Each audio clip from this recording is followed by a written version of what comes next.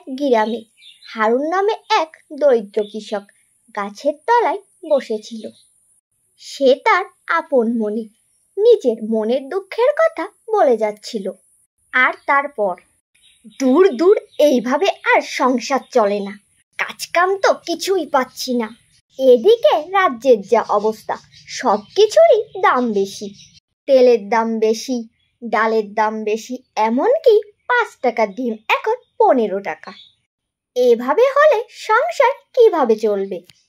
এভাবে আর চলে না, মন চাই এই রাজ্য ছেড়ে কোথাও একটা চলে যাই। হারুনের এই দুঃখের কথা একটি ব্যাঙ আড়াল থেকে শুনতে পেল। হে বাপু, আপনার কি হয়েছে? মনে হচ্ছে আপনি অনেক চিন্তায় আছেন। হারুন তখন একটু চমকে গেল।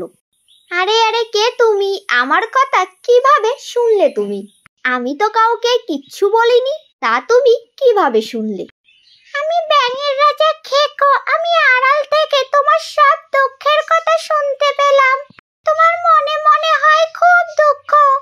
তা সবই যখন শুনলে বাপু, আর নতুন করে তোমায় কি বা বলবো? রাজ্যের যা অবস্থা, তাতে করে আর সংসার চালানো যায় না। আমি খুব কষ্টে আছি ব্যাঙের রাজা। তুমি কিচ্ছু চিন্তা করো না, আমি তোমাকে আমার এই ছোট্ট উপহার দিচ্ছি।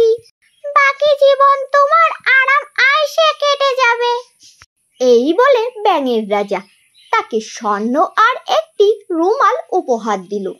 এটি দেখে হারুন একটু চমকে উঠল। আর এই স্বর্ণের হার নিয়ে হারুনের জীবন আরাম আয়েশে কেটে গেল।